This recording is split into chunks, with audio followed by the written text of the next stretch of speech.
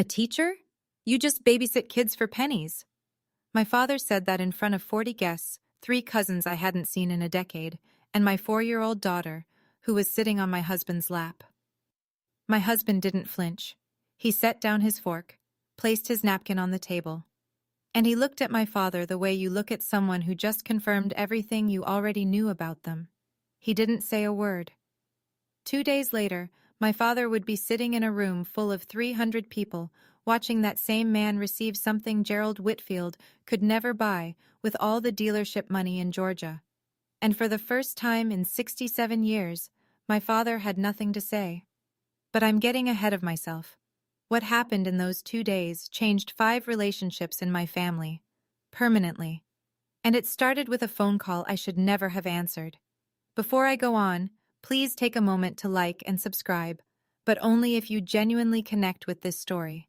Drop your location and local time in the comments. I'm always amazed at where you all are watching from. My name is Cora. I'm 33. I'm a nurse in Savannah, Georgia. And this is the story of how my father tried to destroy my marriage at his own anniversary party, and how a quiet man in a $20 tie answered him without raising his voice. Now let me take you back 8 weeks ago, to the evening my mother's number appeared on my phone for the first time in 5 years. I was kneeling beside the bathtub, rinsing shampoo out of Lily's hair, when my phone buzzed on the tile floor. The screen said Mom, not Mom with a heart emoji like some people have, just Mom. Capital letters, no photo, no contact card. I deleted everything else 5 years ago. I only kept the number in case of an emergency, death or hospitalization. Those were the only 2 reasons I told myself I'd ever pick up. But I picked up anyway. Cora? Her voice was already wet, already trembling. My mother could cry on command. I'd known that since I was 12. But this sounded different, thinner, older. Hi, Mom. Your father and I, we're having our 45th anniversary. A big gathering, family, friends, the whole neighborhood. I didn't say anything. Lily splashed her rubber duck. He's different, Cora. He asks about you. Last Christmas he sat in Lily's nursery, the room we set up for her when you were pregnant. He just sat there. I closed my eyes. 5 years ago, my father had stood in his kitchen, the same kitchen where he taught me to scramble eggs, and given me an ultimatum. His exact words, "You drop that teacher, or you don't walk through this door again." I chose Nathan. The door slammed. 5 years of silence followed. Now Diane was filling that silence with tears. Lily deserves to know her grandparents. Megan's already talked to your father. Everyone's ready. You're the only one who hasn't come home. There it was, the framing. I was the holdout. I was the problem. I looked at Lily. She was 4 years old and had never met her grandparents. She didn't know their faces, their voices, the smell of my mother's lavender lotion. That was the weakness, and my mother knew exactly where to press. "I'll think about it, Mom." "That's all I'm asking, sweetheart." She hung up. Lily looked at me. "Who was that, Mommy?" I didn't answer right away. Nathan was at the kitchen table grading essays when I came downstairs. Red pen in one hand, mug of cold coffee in the other. He had a stack of 11th grade papers on the Reconstruction era, and he was circling a paragraph with the kind of care most people reserve for legal contracts. "My mom called," I said. He didn't look up right away. He finished his mark, capped the pen, and then gave me his full attention. That was Nathan. He never half listened. "She wants us to come to their 45th anniversary. A big reunion. The whole family." "When?" "Next Saturday."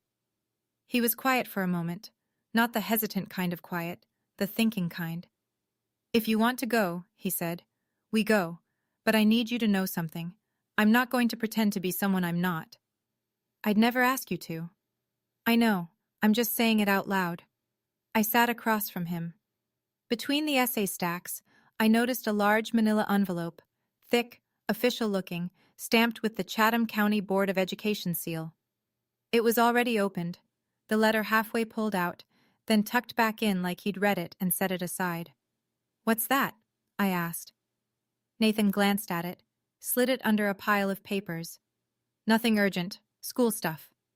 I let it go. I had bigger things on my mind. "Lily's never met them. I said. Not once. She's 4, Nathan. She doesn't even know what a grandparent is. He reached across the table and took my hand. Then let's give her the chance. That's reason enough.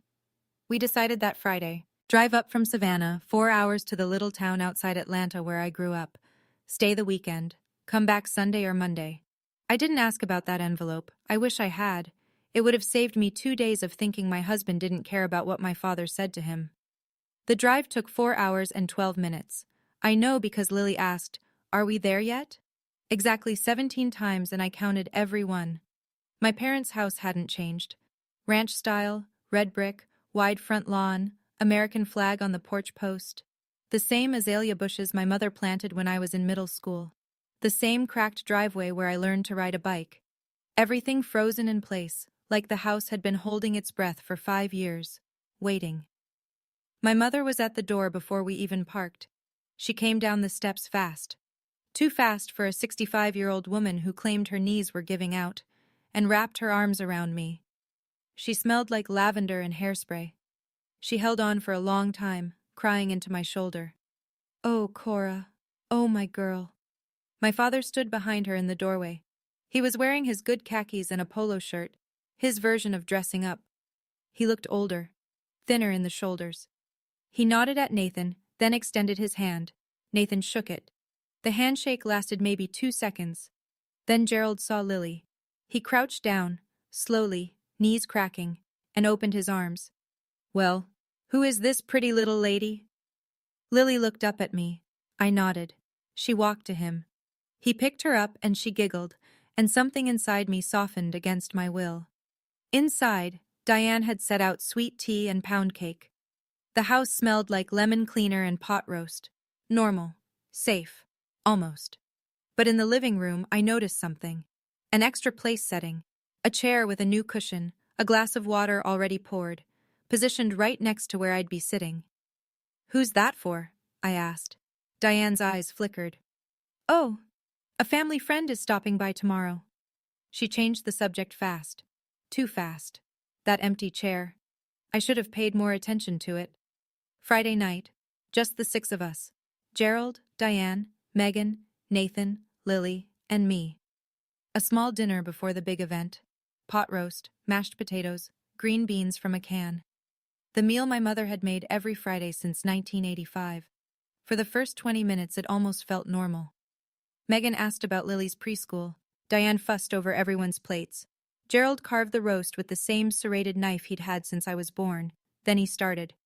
"So, Nathan?" He didn't look up from his plate. "Still teaching?" The way he said still, like it was a chronic condition. Like Nathan had been diagnosed with something, and everyone was just waiting for the remission. "Yes, sir.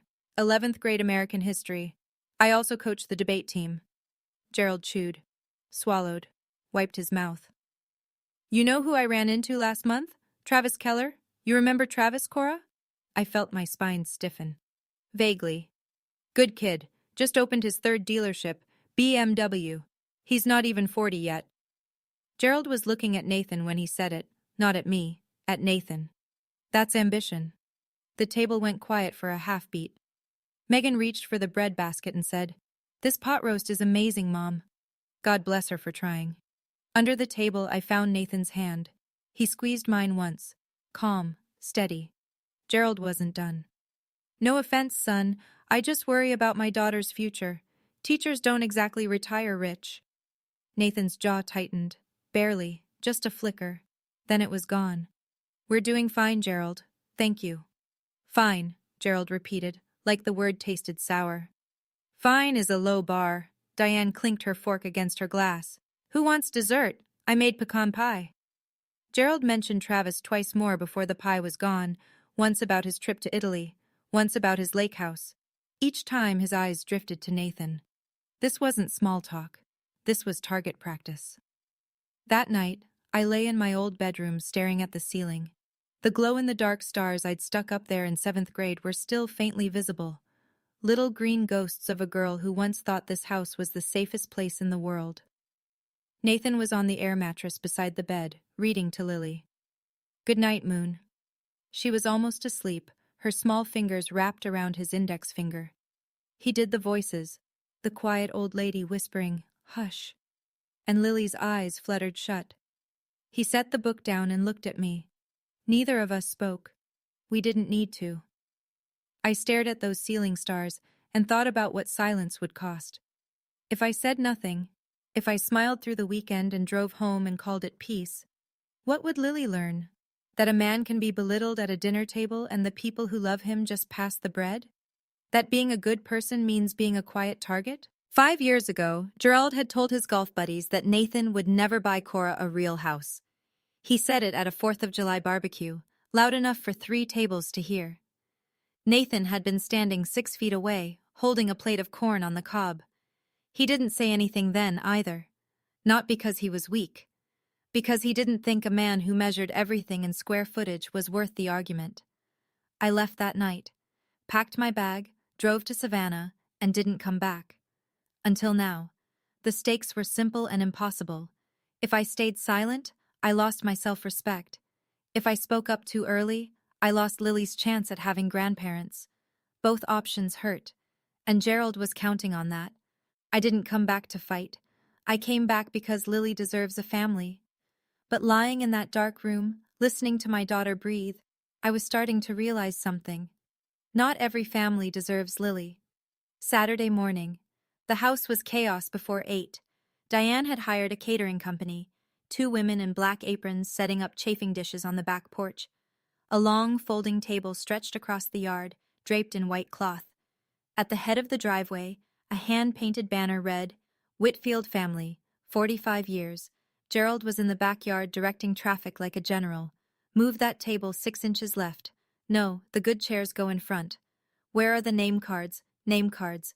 At a family barbecue." I found him arranging place settings and asked, "Dad, how many people are coming?" "About 40, maybe 45.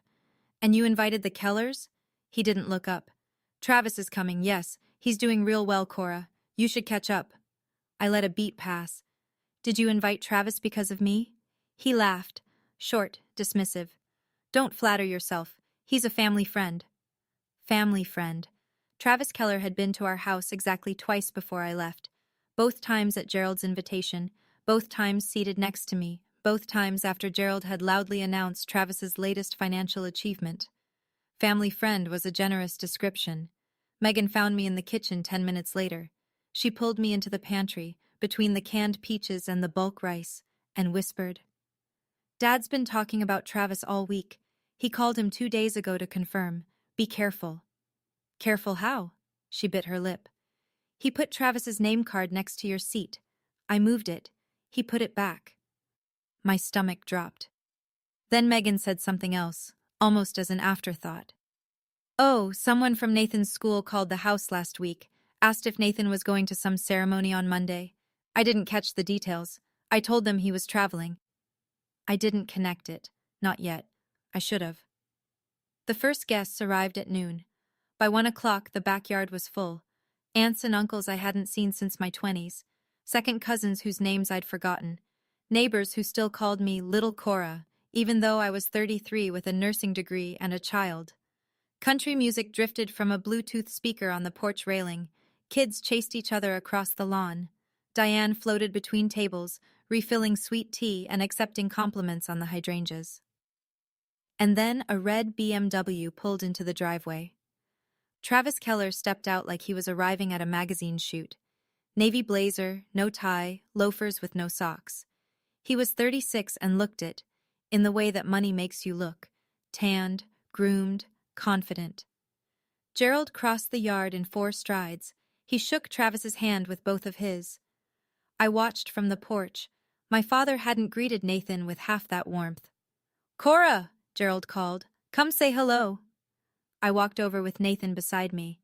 Lily was on Nathan's hip, picking at a flower she'd pulled from the garden. "Cora, you remember Travis? He just got back from a trip to Italy. Tell her, Travis." Travis smiled. Polite, rehearsed. "The Amalfi Coast. Incredible." "And this is Nathan," Gerald said. He paused before the word. "Cora's husband." The pause was a scalpel, small and precise. Everyone heard it. Travis extended his hand. Nathan shifted Lily to his other hip and shook it. Good to meet you, Nathan said. Likewise, Gerald clapped Travis on the shoulder. Travis, tell them about the new showroom. Just opened in Buckhead, 12,000 square feet. See? Gerald beamed at the table. That's ambition. Nathan said nothing. He adjusted Lily's sandal strap and kissed the top of her head. My father was performing, and we were all supposed to be his audience. The insult came during the main course. Gerald stood at the head of the table, tapping his glass with a butter knife. 40-something people turned to look. He thanked everyone for coming. He thanked Diane for 45 years. He thanked God, the caterer, the weather. He was good at this, the public performance of a family man. Then he turned to our end of the table. His eyes landed on Nathan like a searchlight. Nathan, why don't you tell everyone what you do? It wasn't a question. It was a setup. I could feel it the way you feel thunder before you hear it. Nathan set his fork down gently. I'm a high school history teacher, in Savannah. Gerald tilted his head. Let the silence cook for a beat. A teacher? He let out a half laugh. Not quite a sneer, not quite a joke. Worse, something in between. You just babysit kids for pennies. The yard went silent. 40 people. The clink of ice in someone's glass. A mockingbird in the oak tree. The Bluetooth speaker between songs. Nathan placed his napkin beside his plate. He looked at my father. Not with anger, not with hurt, with recognition. The look of a man who just had a suspicion confirmed. He said nothing. Lily was on his lap. She looked up at him with her big brown eyes. Daddy, why is Grandpa laughing? My chest cracked open. Right there at the table, something broke that I didn't know could still break. Not because of what Gerald said to Nathan. Nathan could handle Gerald. But Lily heard it. My 4-year-old heard her grandfather call her father worthless, and she didn't understand why the adults were frozen, and she didn't understand the silence, and she asked the only honest question anyone at that table had the courage to ask. That was my limit. 3 seconds of silence, maybe 4. It felt like 30. Aunt Ruth looked down at her potato salad like it held the secret to time travel. Uncle Jim cleared his throat. Diane reached for her glass and missed it by an inch. I opened my mouth. My voice came out steadier than I expected. Dad, Nathan is the hardest working person I know. You owe him an apology. Gerald didn't blink. I'm just stating facts, Cora. I didn't get where I am by being sensitive. This isn't about being sensitive. This is about basic decency. He waved his hand, the same hand gesture he used to dismiss salespeople at his dealership. Lighten up. It was a joke. Diane stood. Let's not ruin the party. Gerald, come help me with dessert. She was already walking toward the kitchen, her heels clicking on the patio stones, pulling the disaster behind her like a curtain. No one moved. Travis sat 2 chairs away, swirling his wine, studying the label like it was the most fascinating thing he'd ever read. Not one person at that table said a word in Nathan's defense. Not one. Gerald straightened his collar. No offense, Nathan, but in this family, we build things. We don't babysit. Nathan looked at him for one more second. Then he turned to Lily. Hey, sweetheart. His voice was soft, warm, completely unchanged. You want to go see the fireflies in the yard? Lily's face lit up. Yes! He lifted her off his lap, took her hand, and they walked across the lawn together, past the banner that read Whitfield Family. 45 years. Past the catering table, past the 40 guests who watched them go, and then turned back to their plates as if nothing had happened. That was the moment I realized this family didn't just fail to protect us. They participated. I wanted to leave that night. I told Nathan while Lily slept between us on the air mattress, her small chest rising and falling like a metronome. My voice was a whisper, but the anger wasn't. We're leaving tomorrow morning. First thing. I'm done. Nathan propped himself on his elbow. In the dark, I could only see the outline of his face. I need to ask you something, he said. Can we stay until Monday? I almost laughed. Monday? Why would you want to spend one more minute in this house? We won't be in this house. We'll be in Savannah. He reached over to his bag on the floor and pulled out the manila envelope, the one from the kitchen table back home, the one stamped with the Chatham County Board of Education seal, the one I saw and didn't ask about. He handed it to me. I opened it in the faint light from the window. A formal letter, embossed letterhead, words I had to read twice to believe. Teacher of the Year? Chatham County. The ceremony is Monday afternoon at the Civic Center. I stared at him. Nathan, when did you find out? 3 weeks ago. 3 weeks. And you didn't tell me? He was quiet. Then, I didn't want you to think I was trying to prove something to your father. That's not what this is about. It was never about him. Then what is it about? My students wrote letters. My principal said they've been planning this for months. I wasn't going to go. But Marcus, you remember Marcus Hall? He called me yesterday and said he's flying in from Atlanta to speak. I held the letter against my chest in the dark. My husband had been carrying this in his bag the entire trip and hadn't said a word. Not when Gerald called him a babysitter, not when 40 people looked away. He didn't need Gerald's approval. He never had. Sunday morning. Megan texted me at 7. Coffee? That place on Main? I left Nathan and Lily asleep and drove to a small diner 2 blocks from the house. Megan was already in a corner booth, hands wrapped around a mug, looking like she hadn't slept. I need to tell you something, she said before I sat down. Okay. Dad planned this, all of it. I slid into the booth. Planned what exactly? Travis, the seating, the question about Nathan's job. She lowered her voice. 2 weeks before the reunion, Dad called Travis directly. I was in the hallway.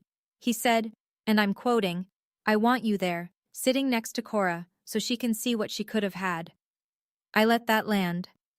There's more, Megan said. He told people, Mrs. Patterson, the Hendersons, the Lyles, that you and Nathan were having problems, that you were probably getting a divorce soon. He said it like it was fact. That's a lie. We're not having any problems. I know, but he said it 3 weeks ago, before you even agreed to come. She looked at me. Don't you see? He set the stage. If you showed up without Nathan, it confirmed his story. If you showed up with Nathan, he'd embarrass him until you wished you hadn't. The coffee was bitter, and my hands were shaking. Why didn't you tell me sooner?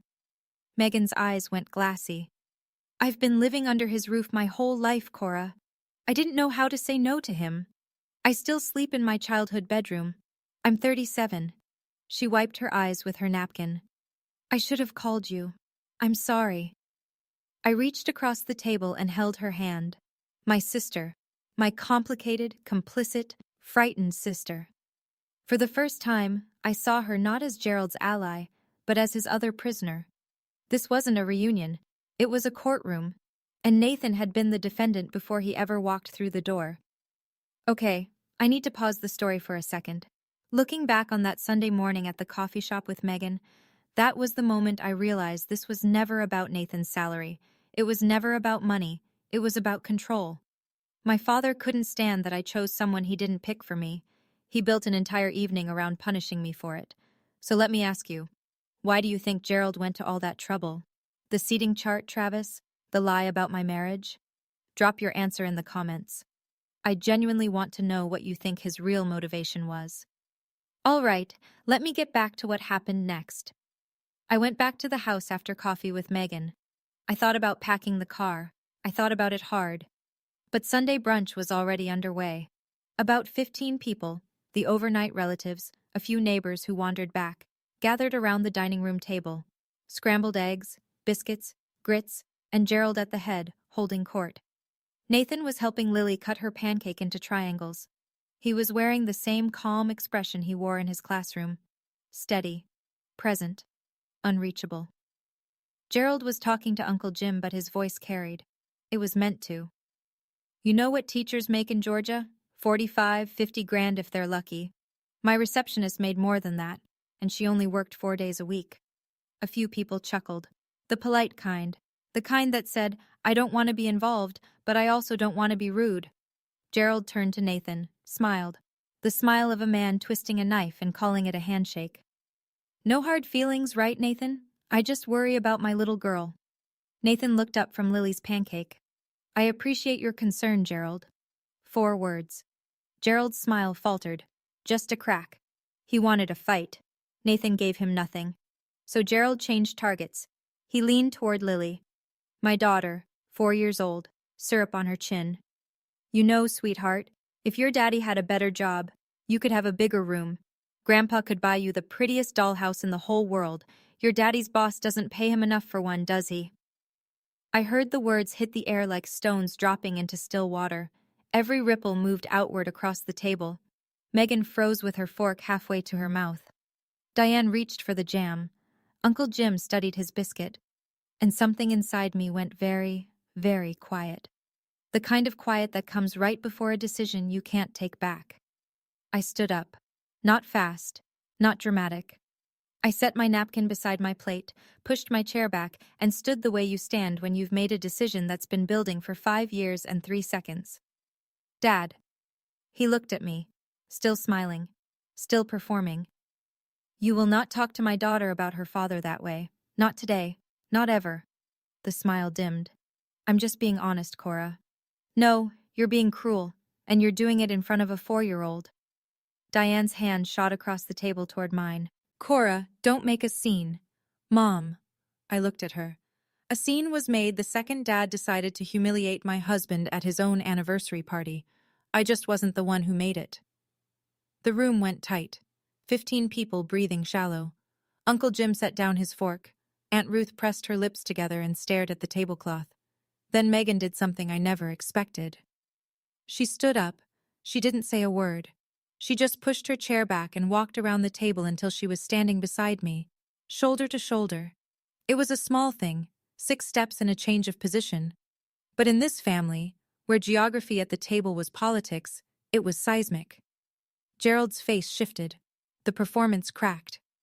You're choosing a teacher over your own family. His voice dropped low. Not shouting. Worse. Cold. Again.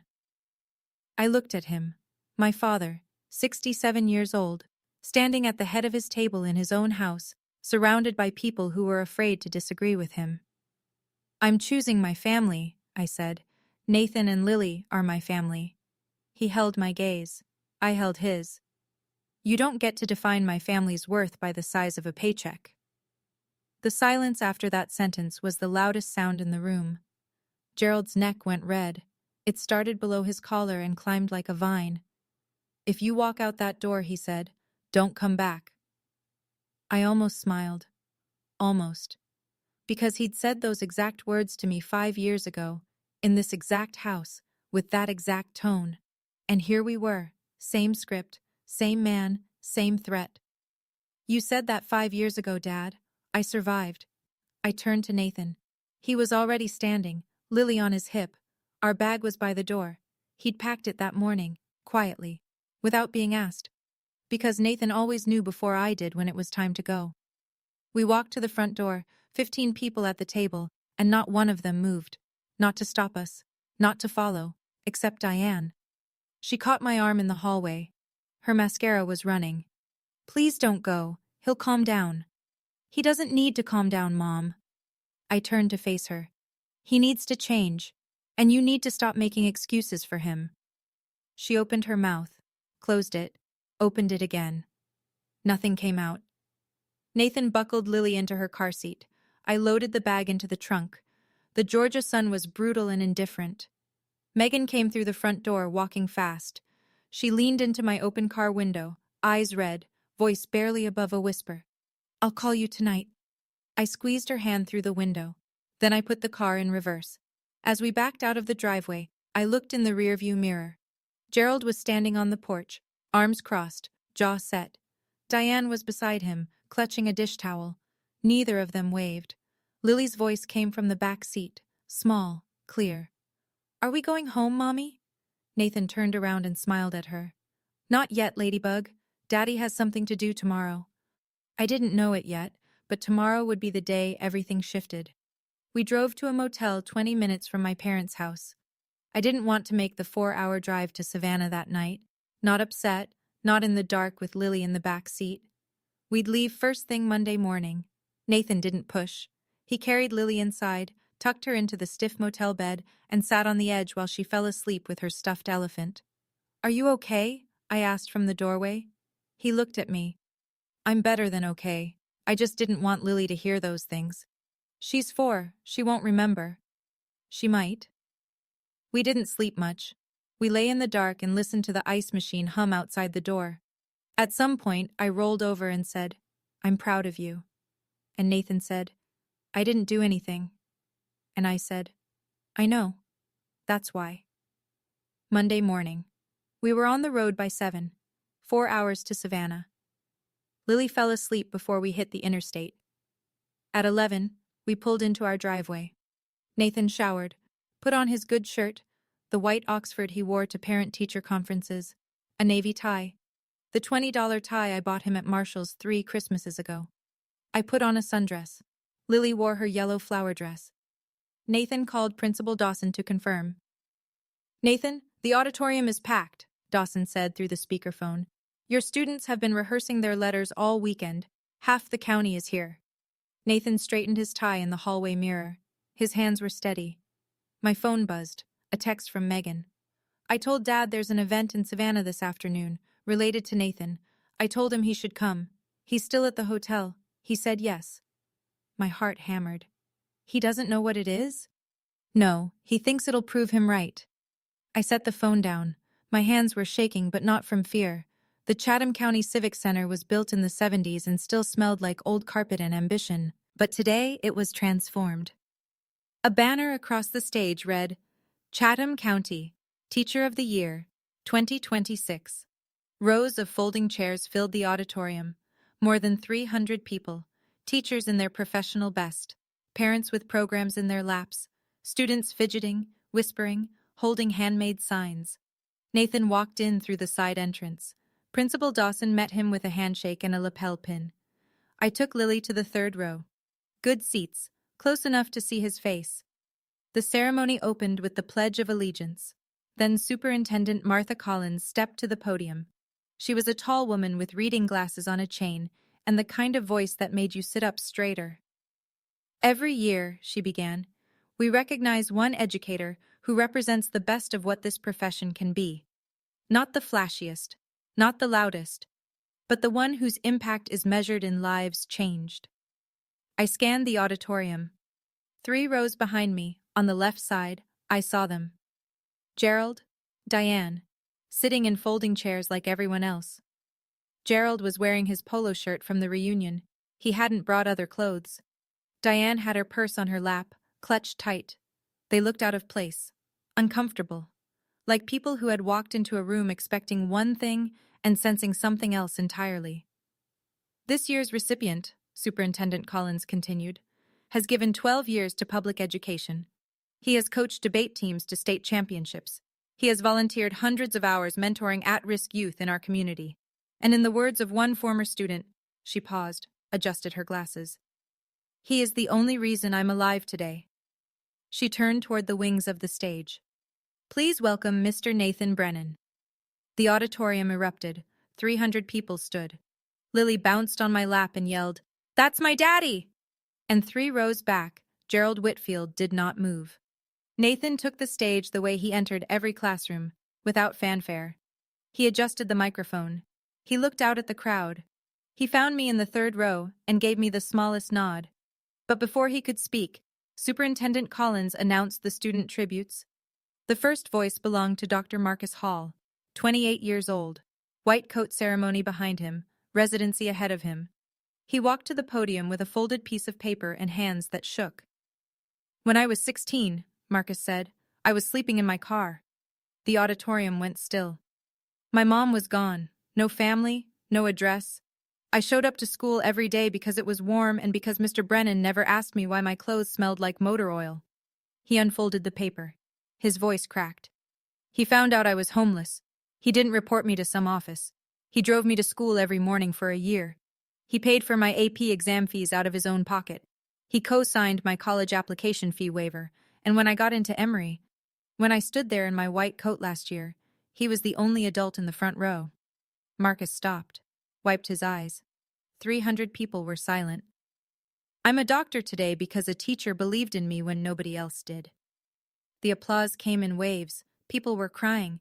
The woman next to me handed me a tissue and I realized I needed one. Then Jamie Ostrowski, 24, first-generation college graduate, now a young attorney in Macon, stepped up.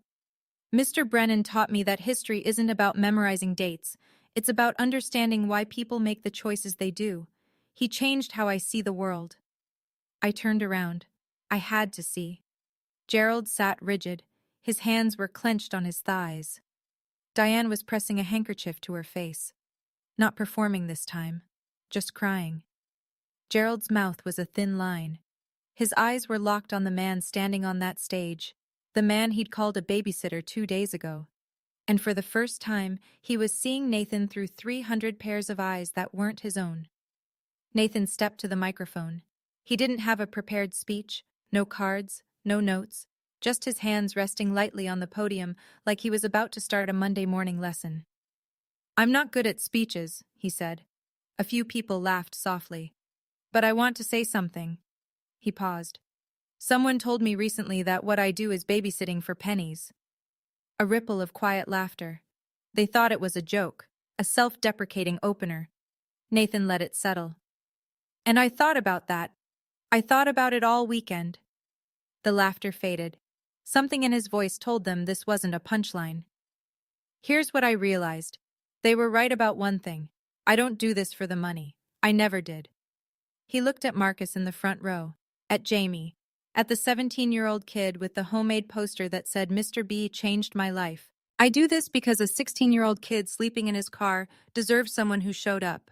I do this because every child in my classroom deserves to know that their potential isn't measured by their parents' bank account." He paused. The auditorium was so quiet I could hear the air conditioning hum. A teacher's pay doesn't define a teacher's worth, and neither does anyone's opinion. 300 people stood. The ovation rolled through the room like weather, starting in the back and sweeping forward until everyone was on their feet. Students, parents, teachers who knew exactly what Nathan meant because they lived it every day. Nathan looked down at us, at me, at Lily, who was clapping with her whole body, bouncing on my lap, yelling, "Yay, Daddy!" He smiled. Just for us. He didn't look at Gerald. He didn't need to. The message had already landed. The lobby afterward was a slow-moving river of handshakes and camera flashes. Nathan stood near the exit, surrounded by parents and students who wanted photos, signatures on programs, a chance to say thank you. He shook every hand. He remembered every name. I was holding Lily when I saw Gerald approach. He walked through the crowd like a man who'd forgotten how to use his legs. Diane was behind him, one hand on his elbow, guiding him. They stopped a few feet from Nathan, and Gerald waited, for the circle of well-wishers to thin. When it did, Gerald stepped forward. "Nathan." Nathan turned. His face was neutral. Not cold, not warm, patient, the way he looked at a student who'd finally raised a hand. "I didn't know about all this," Gerald said. "You didn't ask." The words were simple. They carried no venom, but they landed like a closing argument. Gerald's jaw worked.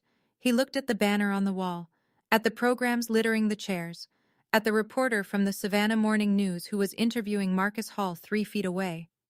I... He started and stopped. "Maybe I was out of line yesterday." Nathan looked at him. 12 years of teaching had given him the kind of patience that made other people uncomfortable because they couldn't tell if it was forgiveness or a verdict. "You were out of line 5 years ago, Gerald. Yesterday was just a reminder." Gerald flinched. A small one. A twitch near his left eye that I'd only seen once before, the day he lost a dealership contract he thought was guaranteed. Nathan didn't wait for a response. He turned back to a student who was tugging his sleeve. Gerald stood in the middle of that lobby, 300 people flowing around him, and for the first time in his 67 years, he had absolutely nothing to say. I didn't feel triumph. I felt something quieter, something closer to grief. "I don't need you to be impressed," I thought. "I need you to be decent." Megan called me that night. It was after 9. Lily was asleep in her own bed for the first time in 4 days. Nathan was in the kitchen, washing dishes, humming something low. "He hasn't said a word," Megan said. "Not since we left the auditorium." "Nothing?" "Nothing. He sat in the hotel parking lot for 20 minutes before starting the engine. Just sat there, staring at the steering wheel. I've never seen him do that. Dad always has something to say. Always." I leaned against the kitchen doorframe and watched Nathan scrub a pot. On the drive back, Megan continued, he pulled into a gas station, got out, stood by the pump, and didn't pump gas. He just stood there, then he got back in. What about Mom? She's been crying. The real kind this time. She called your name twice in the car when she thought I wasn't listening. I closed my eyes. And then, Megan said, about an hour from home, Dad finally spoke. He said one thing. What? He said, that kid, the doctor. He called Nathan the only adult who showed up. I waited. That's it, Megan said. Then he went quiet again. I pressed my palm to my forehead. This was not the Gerald I knew. The Gerald I knew would have driven home, poured a bourbon, and crafted an argument for why the ceremony meant nothing. The Gerald I knew didn't go silent. It's not an apology, I said. No, it's not. But it's something. It's the most I've ever seen from him. We sat in the quiet for a moment. Two sisters on opposite ends of a phone line, trying to figure out if a 67-year-old man could bend without breaking. I've never seen Dad look small before, Megan said. He looked small tonight. I didn't know if that made me feel better or worse. The article ran Wednesday. Savannah Morning News. Local teacher named Chatham County Teacher of the Year. A full half page in the community section. Nathan's photo, the one they took on stage with the plaque. Marcus beside him, beaming. A pull quote in bold. I'm a doctor today because a teacher believed in me when nobody else did. The reporter had called Nathan on Tuesday for a follow-up. She asked about the mentorship program he ran on weekends. She asked about the debate team's state championship run. She asked how it felt to be recognized. Nathan said, the recognition belongs to my students. I just open the door. They walk through it. That quote made it into the article too. And then Megan did something small and deliberate. She shared the article on Facebook, tagged nothing, wrote nothing, just the link, posted it, and walked away. Within 2 days, every person in my parents' social circle had seen it. The Hendersons, the Lyles, the women from Diane's garden club, the men Gerald played cards with at the VFW, and Mrs. Patterson. She called Diane on Thursday morning. Megan told me about it later. I saw the article, Mrs. Patterson said. Nathan seems like a wonderful man. I have to say, Diane, Gerald told me they were having problems, told me Cora was getting a divorce. Dead silence on the line. That doesn't look like a woman getting a divorce. That looks like a woman standing behind her husband at a ceremony in front of 300 people. Diane didn't know what to say. She stammered something about miscommunication. Mrs. Patterson wasn't buying it. Gerald's careful story, the one he'd been whispering for weeks, collapsed overnight. He didn't need anyone to expose him. The truth did it on its own, printed in black and white on page B4 of the local paper. The babysitter made the front page. The car dealer made excuses. He called on a Saturday. 1 week after the reunion. 7 days of silence, which for Gerald Whitfield was a geological event. Cora. His voice was different. Not smaller, not apologetic, just uncertain. I'd never heard my father uncertain. It sounded like a language he'd just started learning. Hi, Dad. A pause. I could hear the clock in his study, the grandfather clock my mother had inherited from her aunt. It ticked loud enough to fill the gaps in any conversation, which was probably why Gerald liked making calls from that room.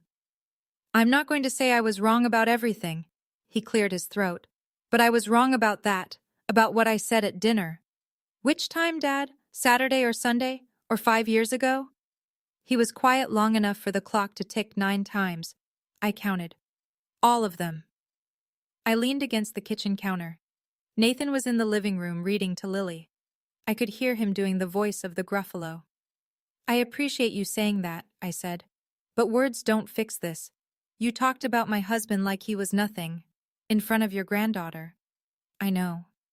You told your friends I was getting a divorce. I know. You invited Travis to sit next to me like you were casting a role. He didn't deny it. If you want a relationship with Lily, I said, it starts with respecting her father, not tolerating him, respecting him. I'll try. Trying isn't enough. I need you to actually do it. And if you can't, then we'll keep our distance. Lily won't grow up thinking it's okay to be treated the way you treated Nathan. The clock ticked. Gerald exhaled. Okay, Cora. Okay. I hung up. No tears, no hugging, no dramatic music. Just a line drawn in clear, calm language. A boundary that should have existed 5 years ago. Love without respect is just control with a nicer name. I want to step outside the story for a moment. When my father said, "I'll try," part of me wanted to believe him. But I've been here before. 5 years ago, my mother said things will be different. And nothing changed. The same patterns, the same control. So here's what I want to ask you. If you were in my position, what would you need Gerald to actually do? Not just say, to earn back your trust. I'm still figuring that out. Tell me in the comments. I read everyone. Okay, let me tell you what happened in the weeks that followed. 2 weeks later, Megan called me with news. I signed a lease. A lease? An apartment, in Savannah. A one-bedroom near Forsyth Park. I move in Saturday. I sat down on the porch steps. My sister, who had lived under Gerald Whitfield's roof for 37 years, who had slept in her childhood bedroom through college and graduate school and 2 failed relationships, who had asked our father's permission to buy a car at age 34, had signed a lease on her own apartment. Meg. Watching you stand up to Dad. She paused. It made me realize I've been waiting for permission my whole life. From him, from Mom, from everyone, and nobody was ever going to give it to me. She moved that Saturday. Nathan and I helped carry boxes. Lily helped by sitting in an empty moving box and pretending it was a spaceship. Megan hung a print on her living room wall that night. It said, "Not my circus, not my monkeys." I laughed until I cried. As for Gerald and Diane, we set rules. Simple, non-negotiable. Every visit required both Nathan and me to agree. No surprises. Nathan's name would be spoken with respect. At the table, on the phone, in conversations with friends. If we heard otherwise, we'd hear about it and the visits would stop. Travis Keller would not be mentioned, invited, or referenced. Ever. Any violation meant no contact, no negotiation, no second chances. Gerald accepted the terms.